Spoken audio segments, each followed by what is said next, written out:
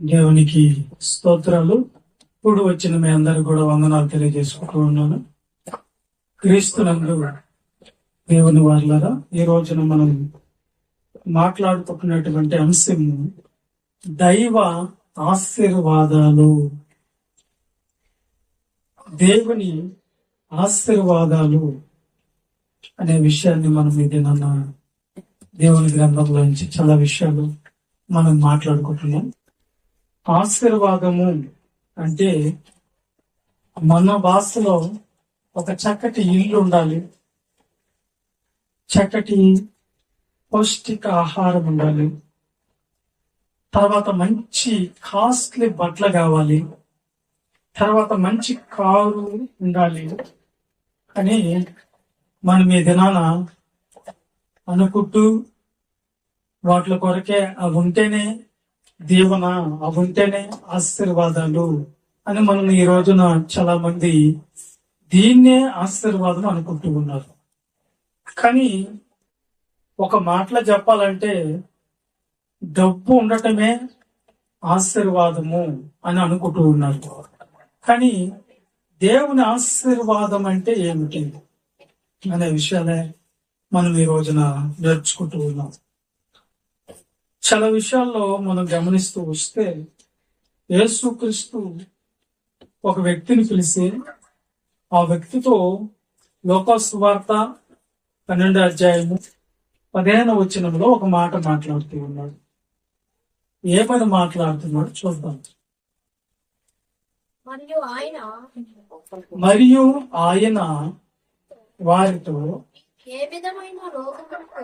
మీరు ఏ విధమైన లోపమునకు ఎడమీయక జాగ్రత్త పడుడి. ఒకని కలిమి విస్తరించుట వాని జీవమునకు మూలము కాదు. దేవన ఆస్తులన్నీ విస్తరిస్తూ ఉన్నప్పుడు, బాగా ధనము వచ్చేసినప్పుడు, అతను బాగా వదిలిపోతూ ఉన్నప్పుడు ఈ లోక సంబంధంగా అవి మనం ఏమనుకుంటామంటే అదే కదా దేవనా అనుకుంటాం. కానీ ప్రభు ఆయన బోధలో ఏమంటున్నాడంటే ఒకని కలిమి విస్తరించుట వాని జీవానికి మూలము కాదు, వాని యొక్క ప్రాణానికి మంచిది కాదు అంటున్నాడు. ప్రియులారా, మనం బైబిల్లో చదివేటప్పుడల్లా ప్రవక్తల బోధనలో కొన్ని విషయాలు మనకు కనబడతాయి. అలాగే పితరుల కాలంలో కొన్ని దీవెనలుగా కనిపిస్తాయి. అలాగే అపోస్తుల బోధలో మార్పులు కనిపిస్తూ వస్తాయి. ఇట్లా కొరకు ఒకని కలిమి విస్తరించుట వాని జీవానికి మూలం కాదు. మరి దైవ ఆశీర్వాదాలు అన్నాం కదా, దైవ ఆశీర్వాదం అంటే అది కూడా దేవునే కదా. మరి దేవుడిచ్చే దేవుని ఏంటి అంటే మీకు ఇంకొక వచనాన్ని చదవాలి. కొరింథీయులకు రాసిన మొదటి పత్రిక 2వ అధ్యాయము 9వ వచనంలో ప్రభువు చెప్తున్నాడు. పరిశుద్ధాత్మ ద్వారా పౌలు గారు సంఘానికి చెప్తున్నాడు. ఇందును గురించి దేవుని తనను ప్రేమించే వారి కొరకు ఏమి సిద్ధపరచునో అవి కంటికి కనబడటం లేదంట, చెవికి వినబడటం లేదంట. మనిషి హృదయానికి ఆలోచించేదానికి కూడా మన ఆలోచనలో కూడా అందమంట. ఏంటి దేవుని అంటే ఏంటమ్మా? ఏంది మన కొరకు దేవుడు సిద్ధపరుస్తున్నాయి? ఏంటయి? ఎలా ఉంటాయి? ఎక్కడుంటాయి? ఎప్పుడు ఇస్తాయి? దేవుడట తన ప్రేమించే వారి కొరకు సిద్ధపరిచినవి కంటికి కనబడవు, తర్వాత చెవికి వినబడవు, తర్వాత మనిషి హృదయం ఊహల్లో కూడా గోచరము కాలేదు. గోచరం రావటం లేదు. మీకు ఏవి కావాలి? దేవుడు ఇచ్చేవి కావాలా? లోకంలో ఉన్నాయి కావాలా? చెప్పండి. దేవుని దీవెనలు వేరు, లోకంలో ఉన్న దీవెనలు అనేవి వేరు. లోకంలో దీవెన అంటే అదే డబ్బు ఉండటమే దేవుని అని అనుకుంటున్నారు మనుషులు. డబ్బు సంగతి మీకు తెలుసా?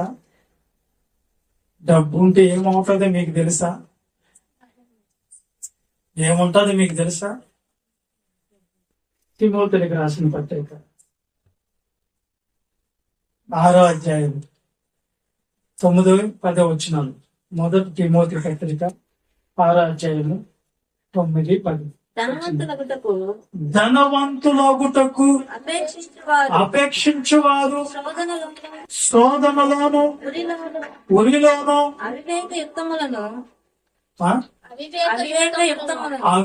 అవివేక హితములను హానికరములైన అనేక దురాశలలోను పడుదురు. ఏంటంట తర్వాత? ధనాపేక్ష అటివి మనుషులను నష్టములోను నాశనములోను. ఎందుకనగా ధనాపేక్ష సమస్త కీడులకు మూలము. కొందరు దానిని ఆశించి విశ్వాసం నుండి తొలగిపోయారు. నానా బాధలతో తమను తామే పొడుచుకున్నారు. విశ్వాసం గొప్పదా? ధనం గొప్పదా? విశ్వాసం గొప్ప కదా. విశ్వాసం అనేది నిరీక్షించబడే వాటి యొక్క నిజస్వరూపం. లేనివి ఉన్నాయి అని నమ్మటం. అదే చెప్పుకుంది. ఆయన ఏమి సిద్ధపరచాడో అవి ఉన్నాయని నువ్వు బతకాలి ఈ భూమి మీద. దేవుడు నాకు ఇవ్వబోతున్నటువంటివి ఏమిటి? చాలా మంది ఈ ధనాపేక్షలో పడిపోయి ఏమైపోయారంట? శోధనలోను విశ్వాసం నుంచి తొలగిపోయారంట కొందరు. వాళ్ళు ఎవరు అంటే మీరు బాగా ఆలోచిస్తే ప్రియులరా, ఒక వ్యక్తి దేవుడి సేవకు వచ్చాడు. సేవకుడి దగ్గర అసిస్టెంట్ గా సేవ నేర్చుకుంటున్నాడు. అతని పేరు గెహాజీ. ఎలీషా దగ్గర శిష్యుడిగా ఉన్నాడు. ఎలీషా గొప్ప దైవ సేవకుడు. ఎలీషా ఎలా బతికాడు తెలుసా? ఏలియా దైవ సేవకుడు పిలిచాడు అతన్ని. ఏమని పిలిచాడు తెలుసా? ఉన్న పాటన నీకున్నవన్నీ వదిలిపెట్టి నన్ను వెంబడించన్నాడు అంటాడు. దేవుని సేవని. అప్పుడు ఏం చేస్తున్నాడు ఎలీషా తెలుసా? నాగలు దున్నుకుంటున్నాడు అంట. తనకు భూమిని దున్నుకుంటున్నాడు. ఉన్న పాటను వదిలేసి అలాగే వచ్చేసాడు దేవుని పనికి. త్యాగం. అతనుకున్నవన్నీ వదిలేశాడు. అబ్రహాం ఎలాంటి తెలుసు కదా. తనకున్నవన్నీ వదిలేశాడు. దేని కొరకు వదిలేశాడు? దేవుని కొరకు అన్ని వదిలేశాడు. లోకంలో ఉన్న వాటిలన్నింటినీ కూడా. ఈ రోజు చాలా మంది ఏం చేస్తున్నారంటే దేవుణ్ణి విడిచిపెడుతున్నాడు లోకంలో ఉన్న వాటి కొరకు. వాటిల్నే లోకాశలు ఏంటి? నేత్రాశ, శరీరాశ, జీవం, దమ్మం. చెప్తే సరిపోదు, పాటించాలి. నన్ను కూడా ఈ ఆర్బార్లో 2010 సంవత్సరంలో ఈ సుబ్రాల బాబు పంపించాడు ఒక పనికి. బొగ్గి దగ్గర సూపర్వైజర్ గా. అప్పుడు 10,000 రూపాయలు ఇస్తున్నారు శాలరీ. కేవలం లారీ నెంబర్లు అటక్ నెంబర్ రాసి పెట్టేదానికి, అంతే. షాంపుల్ బుక్ తీసుకొని వచ్చి ముత్తుకూర్లు ఇచ్చేదానికి పోయా. వెళ్ళి ఆ డ్యూటీలో జాయిన్ అయితే అతను ఆ సార్ వచ్చి ఏం చెప్పాడంటే, ఆదివారాలు కూడా రావాలమ్మా, తప్పదు, ఆదివారాలు కూడా. అప్పుడు నా సంఘం ఉందా? ఎక్కడ సంఘం మనం ఏమన్నా నడిపించడం లేదు. అప్పుడు కొత్తగా పూడి పడితే పోతాము. 4 ముసలోళ్ళు వస్తున్నారు. అప్పుడు నేను అన్నాను, సార్ ఈ డబ్బులైనా తగ్గించే కానీ ఆదివారం మాత్రం నాకు సెలవు ఇస్తాను. ఆయన అన్నాడు, మా బంధువులు కూడా క్రిస్టియన్ అమ్మా, నా బంధువులు కూడా క్రిస్టియను, వాళ్ళు ఆదివారాలు పని చేసుకోవటం లేదేంటి? నోటి దాకా వచ్చిన దాన్ని కళ్ళతో దమ్ముకుంటున్నావు నువ్వు అన్నాడు ఆయన. సార్ అలా సార్ తగ్గించినవి. ఆయన ఏం చెప్పాడంటే, సరేమ్మా నువ్వు అంటున్నావు కాబట్టి నేను ఒక మాట చెప్తామా, ఏంటంటే ఆదివారాలు కూడా నువ్వు వస్తే నీకు 14,000 ఇస్తాను. నేను ఎప్పుడైనా ఆవిడ ఒక ఆదివారానికి 1,000 రూపాయలు అన్నమాట. లేదు సార్ నేను ఉన్నాను సార్ అని చెప్పేసి నేను బయలుదేరి వచ్చేసాను. మా అబ్బాయి వెళ్ళిపోయాడంటే, ఆ అబ్బాయికి ఆదివారం సెలవు ఇవ్వనన్నామంటే వెళ్ళిపోయాడు. సరే మళ్ళా పిలిపించారు, వాళ్ళ చేత పిలిపించారు. సరే మళ్ళీ వెళ్ళి మాట్లాడితే, ముత్తుకూరులోనే కలిసి మాట్లాడితే ఆయన ఏమన్నాడు తెలుసా, అయ్యా సరే 2 ఆదివారాలు సెలవు తీసుకో, 2 ఆదివారాలు రా అన్నాడు. మళ్ళా సార్ నాకు ఆదివారాలు వచ్చేది కుదరదు సార్, నీకు ఒక దండం, 1,00,00,000 రూపాయలు ఇచ్చినా నేను రాను, నా దేవుడే కావాలి. నువ్వు వచ్చేసాను. ఎక్కడికి వస్తామా ఆయన వేసి తెరిచినమ్మా, వీళ్ళు నాతో గొడవ పెట్టిన పని లేకపోతే మీరు ఎక్కడికి ఉంటారు. చింతారెడ్డిపాలెం వెళ్ళిపోయాం, బాడికి వెళ్ళి తీసుకుని వీళ్ళ దగ్గర నుంచి గొడవ వేసుకుని వెళ్ళిపోయాం. అక్కడ గంట కట్టుకోలేక నానా అవస్థలు పడతా, ఆ రూమ్ ని వదిలిపెట్టి మళ్ళీ ఇంకా ఏ బాత్రూమ్ ఇవన్నీ నీళ్లు లేని ఇంట్లో చేరి అక్కడ తినేదానికి తిండి లేక 2 వారాలు నేను శంకరింగ్ పనికి పోతే నాకు ఆరోగ్యం బాగలేక కనీసం ఇంట్లో కూడా ఏమి లేకపోతే దేవుడు ఎలాగో ఒక దగ్గర దేవుడు చూపిస్తాడు, అలాగే ఉన్నాం. ఎవరు ఆమె ముఖ్యమో నాకేం తెలియదు. ఆవిడ తీసుకుని వచ్చింది క్యారేజ్. ఆ రోజు ఏం తెచ్చింది తెలుసా, మంచి డిన్నర్ తెచ్చింది, మంచి పాయాసం తెచ్చింది, మంచి వడలు తెచ్చింది. దేవుడిని నేను గమనిస్తా వస్తున్నాను. నాకు వస్త్రాలు లేనప్పుడు కూడా ఎవరో ఒకరు ప్రేరేపించి, అన్న ఈ వస్త్రాలు మేము అనుకున్న మనసులో సేవకుడికి ఇవ్వాలి, నేను పెట్టాను. ఆ టైంలో నన్ను ప్రోత్సహించిన వాళ్ళు చాలా మంది ఉన్నారు. కానీ నా దురదృష్టం ఏంటంటే, అక్కడ సేవ ప్రారంభించమని వాళ్ళు చెప్పి నేను అనుకుంటా, ఈ ఊర్లోకి వచ్చి 7 ప్రారంభించినప్పుడు మాకు సహకారం లేకపోవటం. ఇప్పుడు కూడా సహకారం ఉందంటారా? లేదు. బాధ్యతగా వ్యవహరించే వాళ్ళు వచ్చిన దాకా సహకారం అవ్వదు. సహకారం అంటే డబ్బు ఒకటి ఇస్తే సరిపోద్దని కాదు. సేవకుడితో కూడా తన శ్రమలలో, కష్టాల్లో, కన్నీళ్ళలో పాలు పంచుకోవటం, ఎలా ఉన్నారు గమనించడం, వాళ్ళ కుటుంబం ఎలా ఉంది గమనించడం, అలా ఉంది. అలా సేవకుడి దగ్గర ఇలాంటి అనుభవాలు మేము చూసాం. కాబట్టి నేను అనేది ఏంటంటే, దేవుణ్ణి ఎప్పుడు కూడా మనం విడిచిపోకూడదు. చాలా మంది దేవుని కొరకు వాళ్ళు ఉద్యోగాలు, వాళ్ళకు ఉన్నటువంటి ఆస్తులు వదులుకొని దేవుని సేవ కొరకు వచ్చిన వాళ్ళు ఉంటే, మనం సత్యం తెలుసుకుంటున్నా కానీ లోపల కొరకు వెళ్ళిపోతాం. వీళ్ళేం దేవుళ్ళు ఎదిగారు అనిపిస్తుంటున్నారు. ఏం ఎదిగారు వీళ్ళు దేవుళ్ళు? దేవుడి మీద ఆధారపడి బ్రతికే వాళ్ళు విశ్వాస అవుతారు, కానీ దేవుణ్ణి విడిచిపెట్టి లోకం కొరకు వెళ్ళే వాళ్ళు విశ్వాసాలు ఎలా అవుతారు? ఆలోచించి. మీకు 6 రోజుల టైం ఉన్నప్పుడు 6 రోజులు పోతున్నారు, మళ్ళీ ఆదివారం కూడా దేవుడికి కూడా కావాలి. కాబట్టి దాని విలువ మీకు అర్థం కావట్లేదు. అందుకే నేనేమో అనుకున్నా అంటే, ఇక్కడ వదిలేసి ఏదో వాళ్ళకి చెప్పుకుందాం అనిపించింది. నిజంగా. ఎందుకంటే వీళ్ళు ఇన్నేటి వింటున్నారు కానీ దాన్ని పాటించినప్పుడు ఎందుకు నాన్న చెప్పండి. 365 రోజుల్లో మనం ఎన్ని రోజులు ఇస్తున్నాం దేవుడికి? ఎన్ని వారాలు? 30 ఆదివారాలు పైన వస్తే ఒకవేళ ఆ 30 రోజుల్లో కూడా 2 గంటలు కూర్చొని దేవుడి కోసం ఉండలేకపోతున్నాం అంటే ఇంకేంటి మన విశ్వాసాలు అనేది? ఇంకేం దేవుని పెట్టాం మనం? మనకున్నాయని వదిలేసి వచ్చింది. ఈ రోజు కూడా నేను ఏ పని ఉన్నా కానీ దేవుడి కంటే ఎక్కువ కదా ఆ రోజు వదిలేసుకుంటా. దాన్ని వాళ్ళు ఏమైనా అనుకోని వదిలేస్తాను. నాకు లేరా బంధువులు, నాకు లేరా రక్త సంబంధం, నాకు లేవో పనులు, మేము వదిలేసి వెళ్ళిపోమంటారా? లేదు. దేవుని కోసం మనం చేయాలా, నిజంగా నిలబడాలి. అప్పుడు దాకా మీరు నిలబడ్డారు అనేది గ్యారెంటీ ఉండదు. గుర్తుపెట్టుకోండి. సావు అనేది అందరికీ వస్తుంది, కానీ మన సావు వేరేగా ఉండాలి. బతికిందరా, బతికేడరా దేవుని కోసం ఆదివారం అయినా కానీ నిలబెట్టారు. దేవుని చర్చలో ఉంటుంది. పిశాసులు కానీ అయితే దేవుని చర్చలో ఉన్నాయి, ఆడ జరుగుతుంటారు. బయట లోకం కావాలి, ధనాపేక్ష అని కీడు. ఎన్ని కారణాలు ఏం చెప్పండి, కానీ అది తప్పు అంటుంది బయట. ఊరుల్లోనూ కీడుల్లోనూ పడతారట, అటు వారు నశించిపోతారు. ఎవరు పడ్డారు అక్కడ అంటే ఈ గేహాజీ అనే వ్యక్తి, ఈ ఎలీషా వచ్చేసరికి సేవకి, ఆయన గురువు ఎత్తబడిన తర్వాత, ఈ లోకాన్ని విడిచిపెట్టబడిన తర్వాత, వెళ్ళిపోయిన తర్వాత ఎలీషా దగ్గర గేహాజీ వచ్చాడు. గేహాజీ ఎలాంటి వాడు తెలుసా?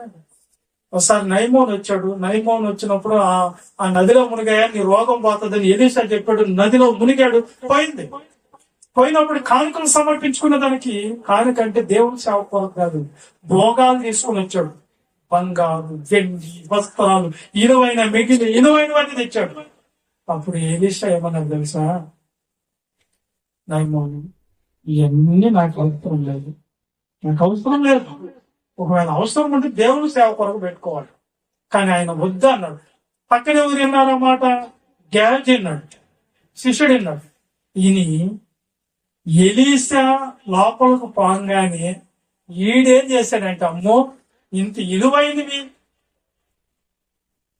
నాకు ఉంటే బాగుంటది, ఈయన దగ్గర ఏదో బాగుపడదామని నేను వస్తే ఏం చేస్తున్నాడంట, ఈయన నాకు నామం పెట్టేటట్టుగా ఉన్నాడు, ఇలా కాదు నేను పోయి తెచ్చుకుంటా అని చెప్పి రథం వెంబడి పరిగెత్తి నైమోన్ని కలుచుకొని, నా యజమానుడికి ఆ ఇష్టం లేకపోవచ్చు నాకి అని చెప్పి తీసుకొని వచ్చి ఎక్కడో దాచుకున్నాడు. వెంటనే అది పసిగట్టాడు. ఎవరు? ఎలీషా. గేహాజీ, ఎచ్చటి నుంచి వస్తున్నావు అని అడిగాడు. చదువుకున్న మాట రాజులు 2వ గ్రంథం 5వ అధ్యాయం 26వ వచనం చదవండి, త్వరగా చదవండి. అంతటి ఎలీషా వానితో ఆ మనుష్యుడు తన రథము దిగి ఎదుర్కొనుట తిరిగి వచ్చినప్పుడు, నా మనసు, ఎవరి మనసు? దైవ సేవకుడు మనసు నీతో కూడా రాలా? ఎవరితో కూడా రాలేదు? మీ అందరితో వస్తుంది నా మనసు. మీరు ఏం చెప్తున్నారా అని నాకు తెలుసు, కానీ మౌనంగా ఆలోచిస్తూ ఉంటాం.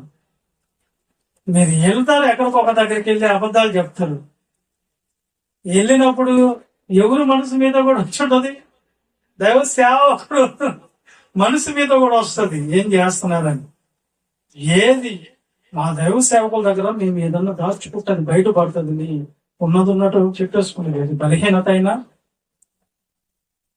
ఏ తప్పు అయినా సరే ఒప్పుకునేవాళ్ళు. ఎందుకంటే ఒప్పుకొని విడిచిపెట్టేవాడు కనికరింపబడును, అతిక్రమాలు దాచుకున్నవాడు వర్ధిల్లడు. ఏది దాచుకునేది భయం వేస్తుంది. దైవ సేవకుడికి మాకంటే ముందు మనల్ని పసిగట్టగలడు, మనం ఎవరో తెలుసుకోగలదు. అపోస్తలులు కూడా అదే చేశారు. మీ అంతరంగాన్ని ఆలోచిస్తాం, మీరు చెప్పేటప్పుడు మీ స్వభావాన్ని ఆలోచిస్తారు, మీరు పైన చూపిస్తారు, మేము లోపల ఆలోచిస్తాం. అర్థమైందా? దైవ సేవకుడికి మీరు చెప్పే అర్థమైపోతాయి, కానీ వీళ్ళలో ఉండేది ఏదో పసిగట్టి మీ ఎదుట అనం ఆ మాట, కానీ ఇలాంటి పరిస్థితుల్లో ఉన్నారని అర్థం చేసుకుంటారు. అర్థమైందా? ఆయన అన్నాడు, నా మనసు నీతో కూడా రాలేదా, నువ్వేం చేసావు నాకు తెలీదా అన్నాడు. ద్రవ్యమును, వస్త్రములను, ఒలీవ చెట్లు తోటలు, ప్లాట్లలో, ద్రాక్ష తోటల్లో, గొర్రెలను, ఎడ్లను, దాసీలను సంపాదించుకున్నట ఇది సమయం కాదు. ఇది కాదు మీకు సమయం. అసలు దేని కొరకు పరిగెత్తాలి మీరు? మన గురి ఏంది అసలు? గురి గురించి ఒకరోజు చెప్తారు. ప్రశ్న వచ్చింది కాబట్టి ఏంటది? మన గురి అంటే పరలోకమా, లోకంలో ధనవంతుడి కావటమా? ఏది కావాలి? పరలోకం కావాలి, ఇది కావాలా? పరలోకం కోసం మన గురి. అది పోతుంది దీని కొరకు పరిగెత్తే. అపవాదం ఏం చేస్తుందంటే మిమ్మల్ని ఎలాగంటే ట్రెండింగ్ ఇట్లా తిప్పేస్తుంది అన్నమాట. అలా ఉన్న మనిషిని తిప్పేస్తుంది. అర్థమైందా? కాబట్టి అది ఆత్మీయ సంబంధమైంది కాదు. మనసు దేని మీద ఉండాలంటే, ఇది సమయం కాదు మిత్రమా అంటున్నాడు. ఇది సమయమా? ఏం సంపాదించుకునే సమయం ఇదే. ఏదో మనం బతకాలి కాబట్టి బతుకు. యజమానుల దగ్గర ఎవరైనా సరే ఉన్నోళ్ళు దేవుణ్ణి సంతోష పెట్టాలన్న వాళ్ళు ఎవరైనా ఈ జీవన సంబంధమైన చిక్కులలో చిక్కుకోకూడదు. ఎక్కడ చిక్కుకోబోతున్నారంటే అందరూ, ఈ గెహాజీ ఎక్కడ పడిపోయాడు? జీవన సంబంధమైన చిక్కుల్లో. అన్నీ వచ్చేసినాయి. అప్పులలో వచ్చేస్తారు, ఏమైపోతుంది? అప్పులలో వస్తారు, ఇంట్లో ఏమి లేకుండా పోతాయి. కట్టుకున్న వాళ్ళకి కట్టుకోలేము, పిల్లల ఫీజులు కట్టుకోలేము, ఇంట్లో గడవదు, ఇంట్లో పరిస్థితులు ముందుకు పోవు. కొంతమంది రెంట్లు కట్టుకోలేరు, కనీసం తినేదానికి ఏమి తిండి ఉండదు. అలాంటి దరిద్రతలోనికి మనం వెళ్ళిపోతాం. వెళ్ళినప్పుడు మన ఆలోచన అడిగైపోయింది. దేవుడికి అంటే మనం ఏం చూసుకోవాలి? ముందు ఏం తిందుమా, ఏం తాగుదుమా, ఏం ధరించుకున్నామా, ఈ ముందు చూసుకొని తర్వాత దేవుడు అనుకున్నాం. నేను అట్లాగా అపవాదం చేస్తాను. అర్థమైంది? ఎన్ని సంవత్సరాలుగా రానివ్వండి, మన దగ్గర ఎన్ని రోజులు ఉంటాయి చూడండి. ధైర్యం నిలబడు, అవమానాలు నిలబడు, నిందలు నిలబడు, దరిద్రతలు నిలబడు, కష్టాలు నిలబడు, కన్యతలు నిలబడు. నీ దుఃఖాన్ని సంతోషంగా చేసే దేవుడు ఉన్నాడు. నీ అంగలాడుకునే నాట్యముగా, నీ దరిద్రతను సమర్థతో, అర్థమైందా?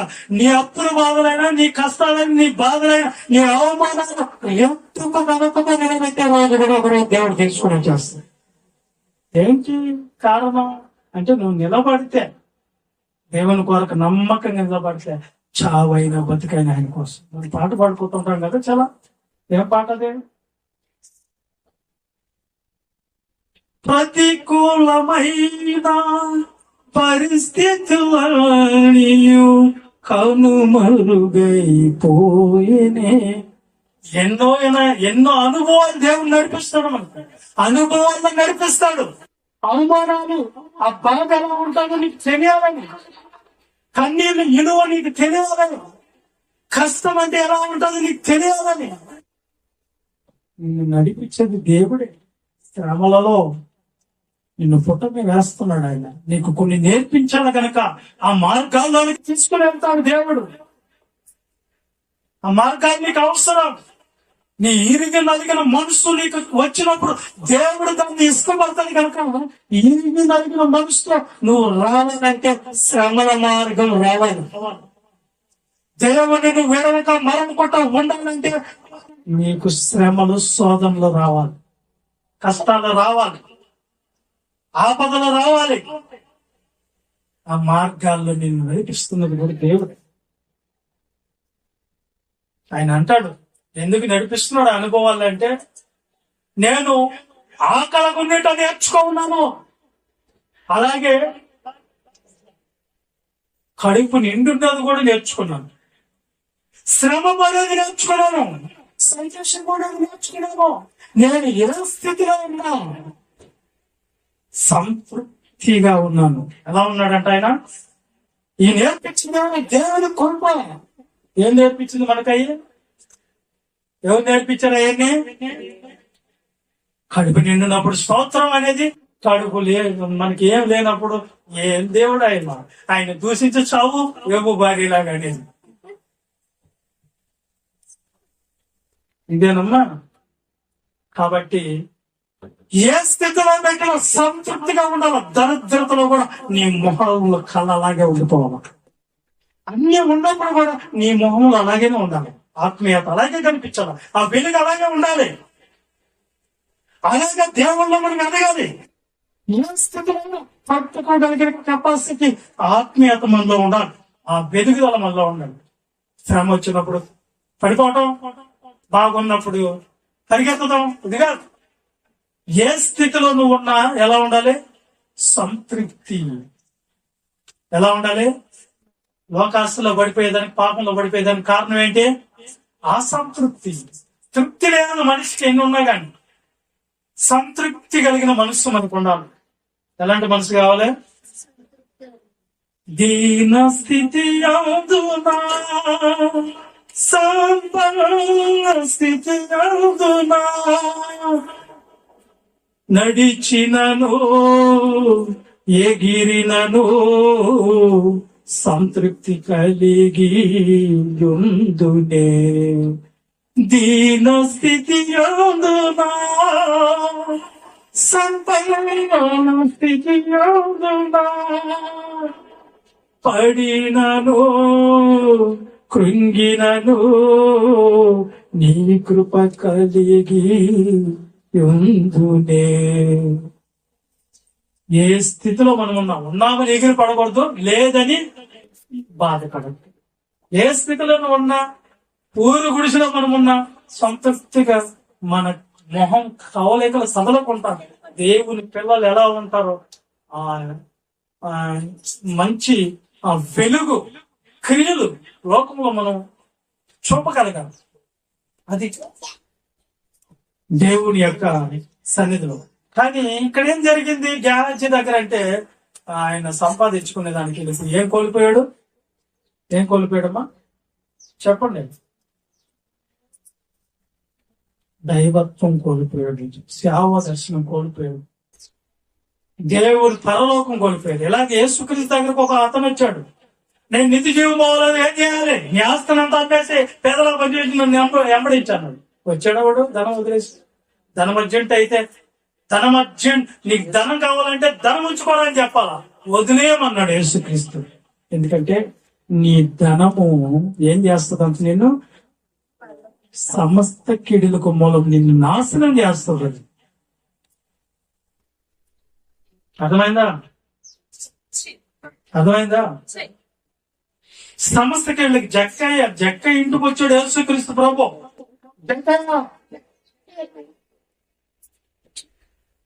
నీవు అబ్రహాం కుమారుడు వాళ్ళు. అప్పుడు ఆయన ఏం చేశావు తెలుసా? నాకున్నదంతా యేసుక్రీస్తు ఆ ఇంట్లోకి వస్తే ఇంకా ధనం వస్తుంది అనుకున్నారు చాలా మంది. ఆ ఇంట్లోకి వస్తే ఆయన ధనం అంతా ఏమైందంట చెప్పండి? అంత తీసి 200కు పనిచేశాడంట. ధన మోసం, ఐక్యక విచారణ మిమ్మల్ని దేవుళ్ళ ఎదగని కూడా చేస్తారు. ఆ మనసు కూడా మనకు ఉండకూడదు దీంట్లో ఉన్నటువంటి పాట. ఒకవేళ ధనమే కావాలంటే ఇస్తాను దేవుడు. నీకు 1,00,000 కోట్లు కావాలా? ఎంత కావాలని ఇస్తాడు దేవుడు. కానీ దేవుని ప్రేమ మాత్రం నీకు దక్కదప్పుడు. పరలోకం నీకు దక్కదు. నీకు 1,00,000 కోట్లు ఈ భూమి మీద ఉండి నువ్వు చనిపోయిన తర్వాత, అయ్యా ఈ 1,00,000 కోట్లు నీకు ఇస్తాను, పరలోకం నాకు అంటే ఆయన నో ఎంట్రీ అని పెడుతున్నాడు. నీకు లేదు, ప్రవేశం లేదు. అప్పుడు నువ్వు సంపాదించిందంటే ఎవరిది అవుతుందిరా? ఎవరికి అవుతుంది ఇదంతా? నువ్వు ప్రయాసపడ్డదంటే ఏమైపోద్ది? పరలోకమే మనకు లేనప్పుడు ఇదంతా ఉంటే ఏం ప్రయోజనమో చెప్పండి. ధనం అనేది దేవుడు ఇచ్చిన, ధనం అనేది దేవుడు ఇచ్చినా ఏం జరుగుతుంది? ఏం జరుగుతుందమ్మా? చెడిపోతారు. ఏమైపోతారు? చెడిపోతారు. దేవుడికి దూరంగా వెళ్ళిపోతారు.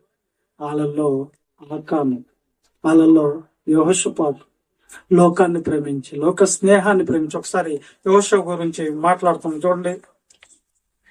దినవృత్తాంతాల 2వ గ్రంథం 19వ అధ్యాయం 2వ వచనం చదవండి. దినవృత్తాంతములు 2వ గ్రంథం త్వరగా. దర్శకుడు ఆనాని కుమారులకు యోబు అతన్ని ఎదుర్కొనిపోయి ఇలాగ చెప్పాడు యెహోషాపాతుకి ఏమని? నువ్వు భక్తిహీనులకు సహాయం చేసి దేవుని శత్రువులకి నువ్వు స్నేహితుడయ్యావు. నేను ఇక్కడ పాయింట్ మాట్లాడాలి. దేవుని శత్రువులు ఎవరు? అసలు ఎవరు శత్రువులు? ఎవరు దేవునికి శత్రువులు? ఎవరు ఈ భూమి మీద? యాకోబు పత్రిక 4వ అధ్యాయం 4:4 దేహంలో ఉన్న ఆత్మ ఆయనదే, ఈ అవయవాలు అన్ని ఆయనవే. ఆయనే శత్రువులను చేసుకుంటే ఈ భూమి మీద మనం బతకగలుగుతామా? ఎందుకు శత్రువులు అవుతున్నారు? ఈ లోకాన్ని ప్రేమించి. దేన్ని ప్రేమించి శత్రువులు అయ్యేదే? దేవుడు ప్రార్థన జరిగేటప్పుడు దేవుడికి స్థానం ఇవ్వాలా, లోకంలో ఉన్న పనులకి ఇవ్వాలా? చెప్పండి. దేవుడికి ఇవ్వాలి కదా. మాట అయితే అన్నారు, కానీ చేసేదేమో దేవుడికి కాదు, లోకానికి. అందుకే యేసుక్రీస్తు ప్రభు, మార్తా మార్తా, అవసరమైంది ఒకటే మార్తా, నువ్వు ఇష్టమైన పనుల్లో మునిగిపోతున్నావు. నీ చెల్లెలు మరియ ఏమో నా పాదాల దగ్గర కూర్చొని ఏం చేస్తుంది? ఉత్తమమైన దాన్ని నేర్చుకుంటున్నామా? నువ్వు అనవసరమైన దాంట్లో పడున్నావు, లోక పనుల్లో, లోక పనుల్లో నిమగ్నం అవుతాం. అందుకని దేవుని ప్రార్థన జరిగేటప్పుడు లోక పనుల కోసం వెళ్ళిపోతే దేవుడు అంటున్నమాట, మార్తమ్మ వెళ్తాడు. పనులు, స్థానమైన పనులు అవసరమా? అందుకే దేవుడికి నువ్వు ఏమైపోతున్నావు తెలుసా? శత్రు. ఏమవుతున్నావంట? ఎందుకు? లోకంలో ఉన్నట్లు ప్రేమించి. లోకంలో ఉన్నాయండి శరీరాశ, నేత్రాశ, జీవపడమ్మం, ఈ తండ్రి వలన పుట్టినవి కావు. ఈ తప్ప ఇంకేం కనిపిస్తుంది చెప్పి? నీ శరీరం ఆశలు తెచ్చుకునే దానికి బరిగిస్తున్నారు. నేత్రం ఏది చూస్తే దాని కొరకు అది దాన్ని సంపాదించాలని వెళ్తున్నారు. ఇంకా జీవబుద్ధమ్మం అనే దాంట్లో పడిపోతున్నారు. అంటే వీటిని మీరు ప్రేమిస్తే తండ్రి ప్రేమ మీకు దక్కడం.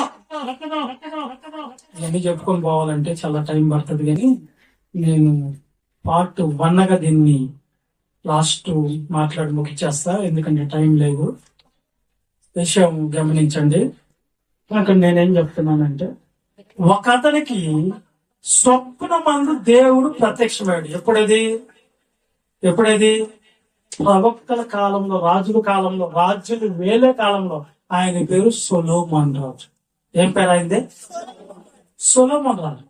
ప్రత్యక్షమైంది. ఏం కావాలో కోరుకో. ఏమన్నాడు దేవుడు? నువ్వేం కావాలో కోరుకో, నేను ఇస్తాను అన్నాడంట. ఈసారి రాజులు, మొదటి రాజుల గ్రంథం 3వ అధ్యాయం 4వ వచనంలో చూద్దాం. మొదటి రాజుల గ్రంథం 3వ అధ్యాయం 4వ వచనం చదువుతారా? గిబియాను ముఖ్యమైన ఉన్నత స్థలమైండెను కనుక బలులను అర్పించుటకై రాజు అక్కడికి పోయి ఆ బలిపీఠం మీద 1000 దహన బలు నడిపించును. గిబియానులో యెహోవా రాత్రి వేళ స్వప్నమందు సొలొమోనుకు ప్రత్యక్షమైనప్పుడు, నేను నీకు నీకు దేనినిచ్చుట నీకిష్టమో దాన్ని అడగమని దేవుడు అతనితో చాలు. దేవుడే వచ్చి వరమిస్తాను కోరుకోని ఆయన ఏం కావాలన్నప్పుడు ఏం కోరుకుంటారు చెప్పండి? ఏం కోరుకుంటారు మీరందరూ? ఆయనకి ప్రత్యక్షమైనంట సొలొమోను మహారాజుకి, నేను నీకు ఏది ఇష్టమో అడుగు, నేను ఇస్తా అన్నప్పుడు మీరేం కోరుకుంటారు చెప్పండి? కోరికలు లేవా? కోరికలు ఎవరికి లేవా చెప్పండి?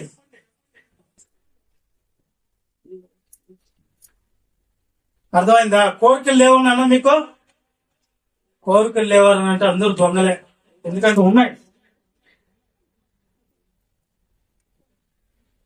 కాబట్టి నీకేం ఇష్టం కోరిక అంటే మీరేం కోరుకుంటారు? డబ్బు కావాలా? ఎంత డబ్బు కావాలి చెప్పండి? డబ్బు కావాలి, ఇస్తాడు దేవుడు. ఎంత కావాలి?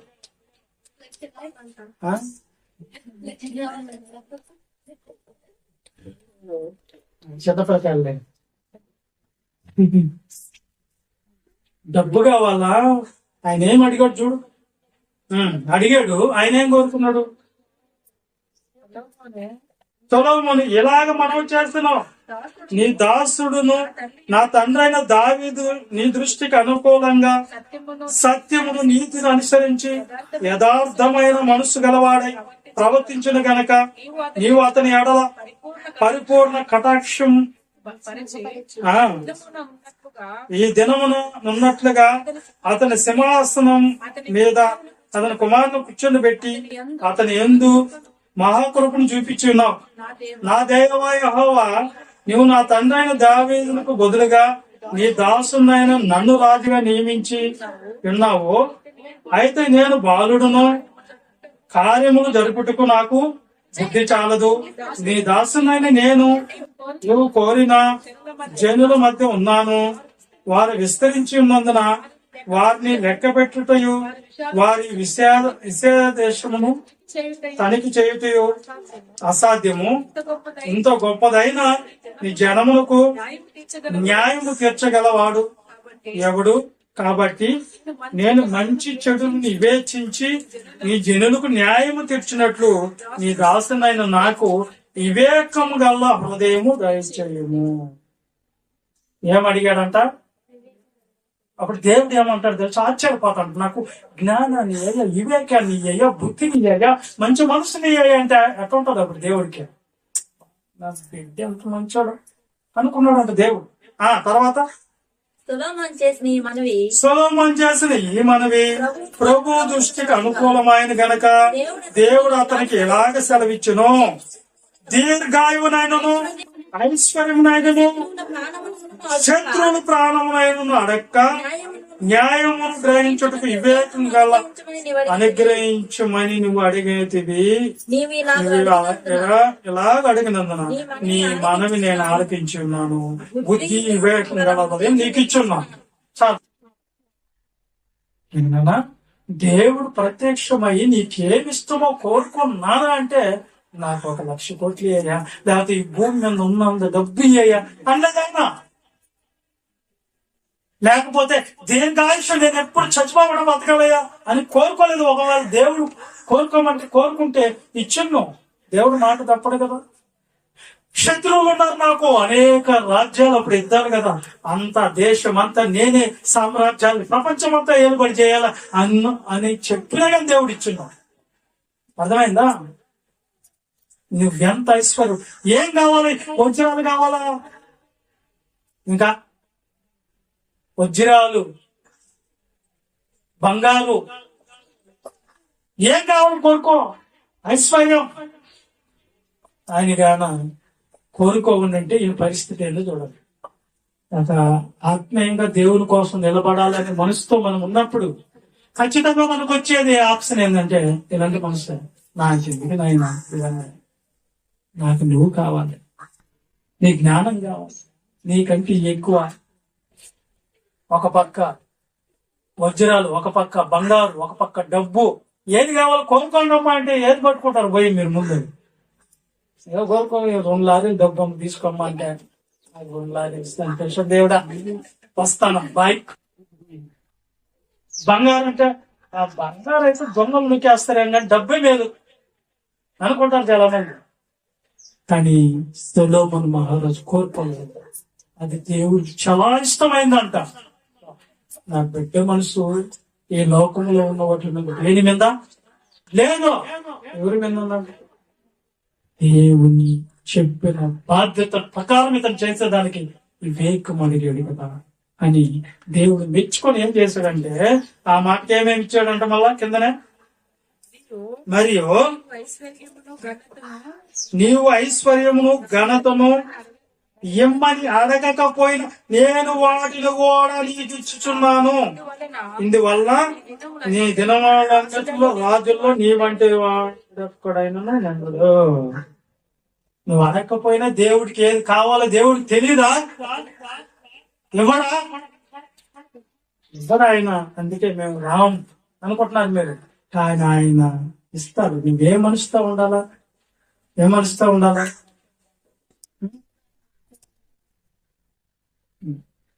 గమనించాలి. అందుకని ఇక్కడ ఏమంటున్నాడంటే, నువ్వు కోరుకోవాలంటే నేను ఇప్పుడు ఏం కోరుకోవాలా? దేవుడికి ఇష్టమైంది కోరుకోవాలా. ఏది ఇష్టం? ఆయన మనకి తండ్రి. ఒకవేళ నీకు 1,00,000 కోట్లు ఇచ్చినా దేవుడు ఏం చేస్తాడంట? ప్రసంగ గ్రంథం 6:2 చదవండి. మీకు అర్థం అవ్వలేదు. చదవండి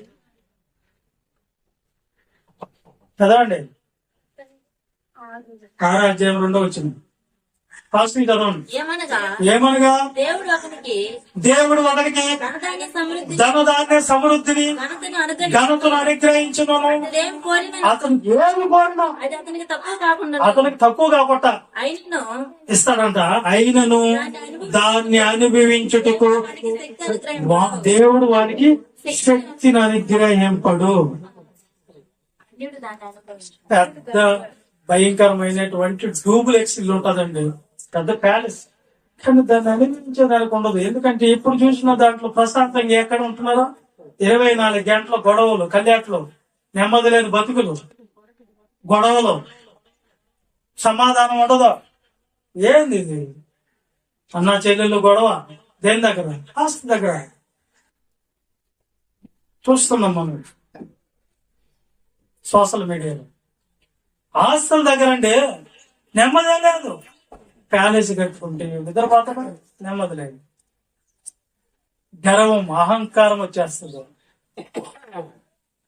ఐశ్వర్యం ఇచ్చాడు, ధనం ఇచ్చాడు, ఏమిచ్చాడు? అన్ని ఇచ్చాడు. అనుభవించుటకు దేవుడు. దేవుని అంటే 1,00,000 కోట్లు అంటే ఇదే దేవుని. అబ్బా నేను ప్యాలెస్ కట్టుకున్నా, అబ్బా నాకు కార్లు ఉన్నాయి, అబ్బా అన్నీ ఉన్నాయి. కానీ ఇప్పుడు మెతుకులు తినగలుగుతావు నువ్వు అంటే తింటే చచ్చిపోతా నేను అంటాడు. ఏంట్రా నీ బాధ అంటే ఒక్క లడ్డు తింటా అంటే ఆహా నాకు వద్దా. ఎందుకు వద్దు? తిన్నాను అనుకో చచ్చిపోతా, షుగర్ ఉంది నాకు. అన్ని డైనింగ్ టేబుల్ మీద పేర్చుకున్నారు. ఒక ఇంటికి వెళ్తే ప్రార్థన చేయడానికి స్వీటు, హాట్, పళ్ళు, స్పూన్స్ అన్నీ ఉన్నాయి.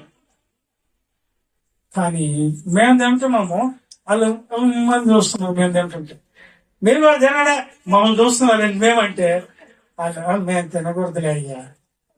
మరి ఏం మీరంటే మాకు అందరికి షుగర్, బీపీలు ఎక్కువైంది. అవునా? అందరికీ. మాకుందరు ఒక కొడుకు, కోడలు.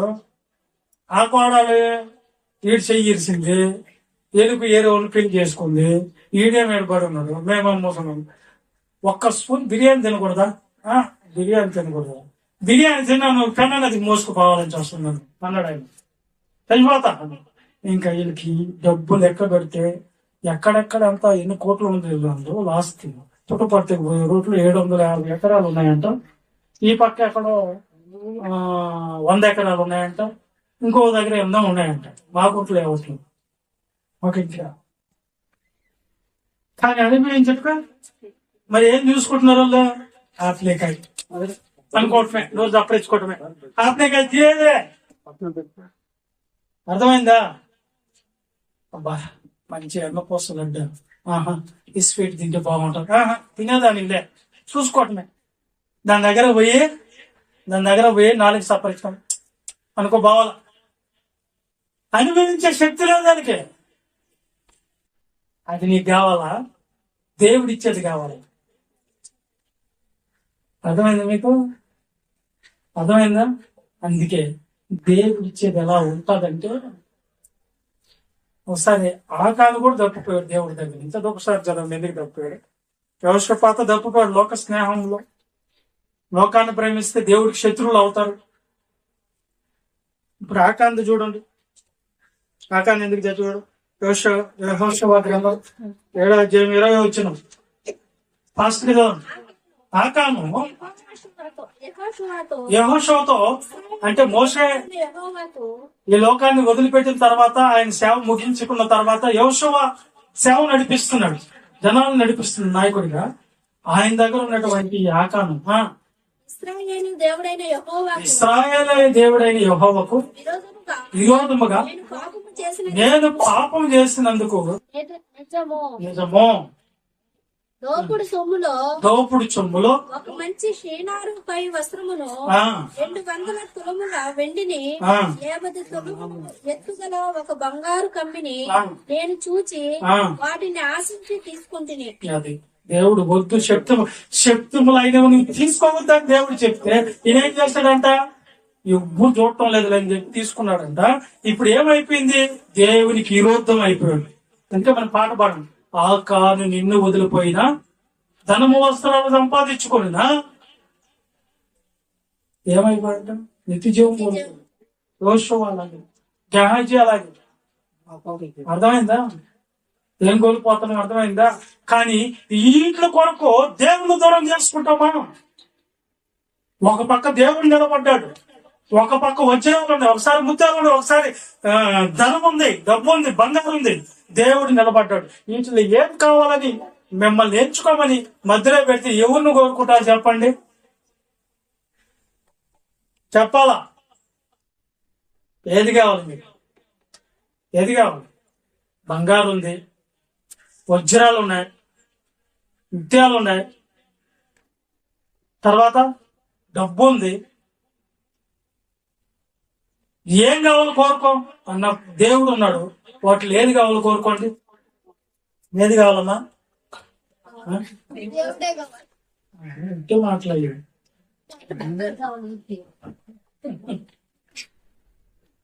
సొలొమోను అయితే అవి కోరుకోలేదు. సొలొమోను కోరుకోలేడు. నీకంటే ఎక్కువయ్యా అయి. ఆయన ప్రేమ ఎదుట ఎక్కడ సరిపోతాయండి. మనవను ధనవంతులు చేస్తున్నాడు కొడుకు, ఆయన దరిద్రుడుగా వచ్చాడంట. ఎవరైనా యేసుక్రీస్తు ప్రభు, మీరు ధనవంతులు అవ్వాలి, ఆయన ఈ దరిద్రతను అనుభవించాడు. ఎక్కడ ధనవంతులు అవ్వాలని అనుకుంటారు? ఈ వాక్యం అర్థమైంది, పరమార్థం ఏంటంటే పరలోకంలో మిమ్మల్ని ధనవంతులు చేయాలని ఆయన దేవుడు ఇవ్వబోతున్నటువంటి స్వాస్థ్యం నీకు ఇవ్వాలని, ఆస్తిని నీకు ఇవ్వాలని ఆయన తలిచి నీ కొరకు వచ్చాడు. చదువుతారా అన్నమాట? ఎక్కడది? ఫిలిప్పీయులకు రాసిన పత్రిక 2వ అధ్యాయం చదవండి. ఆయన దరిద్రుడుగా మన మందికి తాను తగ్గించుకొని వచ్చాడు. 2వ అధ్యాయము చదువు. కావున క్రీస్తునందు ఏ హెచ్చరిక అయినను 2వ అధ్యాయం ఫస్ట్ కాడి నుంచి రాము 6వ వచనం చదువు, దానికి అతికించాలి మీరు. ఆయన దేవుని స్వరూపం కలిగిన వాడైండి దేవునితో సమానంగా ఉండటం విడిచిపెట్టకూడని భాగ్యమని ఎంచుకోలేదు గాని మనుషుల కొద్దిగా పుట్టి రాసుల స్వరూపం ధరించుకుని తను తానే రిక్తిగా చేసుకున్నాను. మరియు ఆయన ఆకారం ముందు మనుషులుగా కనబడి మరణం పొందినంతగా అనగా సులువు మరణం పొందినంతగా విధేయత చూపిన వాడై తను తాను తగ్గించుకున్నాను. అదే కాదు, ఇంకా ఆయన ధనవంతులను చేసేదానికి ఆయన దరిద్రుడు అయ్యాడు. కొరింథీ పత్రిక ఇంకపోతే మనల్ని ఎందుకు దేవుడు మనకి ఇవ్వబోతున్నది ఏంది? ఒకసారి అది చదవండి. ఎఫ్సి పత్రిక అంతలేక ఆ వాక్యం రెఫరెన్స్ తీసి పెట్టండి. దరిద్రుడు అయ్యాడండి. ఎఫ్సి పత్రిక ఇది చదువుకొని ఈ పార్ట్ 1 లో ముగించుకుందాం. ఎఫ్సి పత్రిక 1వ అధ్యాయం 12వ వచనం చదవండి. మనకి మరియు క్రీస్తునందు నిరీక్షించిన మనము తన మహిమకు కీర్తి కలుగజేయవలనని దేవుడు తన చిత్త సంకల్పమును బట్టి మనల్ని ముందుగా నిర్ణయించి ఆయన యందు స్వాస్థ్యముగా ఏర్పరచును. ఆయన యందు స్వాస్థ్యముగా ఏర్పరచు. స్వాస్థ్యం అంటే స్వాస్థ్యముగా మనల్ని ఏర్పాటు చేసే స్వాస్థ్యం అంటే ఏంది? ఆస్తి. ఏంటది? ఆస్తి. ఆస్తి అంటే ఏంటి? మళ్ళా ఆస్తి అంటే ఏంది? మనకి ఏమి ఇవ్వాలా అన్నిట్లో కొరకు మనల్ని పిలిచాడు దేవుడు. ఫిబ్రవరి పత్రిక 1వ అధ్యాయం 14వ వచనంలో ఒక మాట ఉంటది, చదవండి. వీరందరూ రక్షణను స్వాస్థ్యం పొందబోవారికి అంటారు. రక్షణ అనే స్వాస్థ్యం ఎవరికి? అది రక్షణ పొందేది ఎవరు? మనమే. మన రక్షణాన్ని స్వాస్థ్యం పొందేవారికి. స్వాస్థ్యం ఆస్తి పొందబోతున్నటువంటి ఆస్తి ఏంటది ఏంటది అంటే కొరింథీయులకు రాసిన మొదటి పత్రిక 2:9 చదువుకోండి. పార్ట్ 1తో ముగిద్దాం, పార్ట్ 2 ఇంకోసారి చెప్పుకుందాం. చదవండి. మొదటి కొరింథీ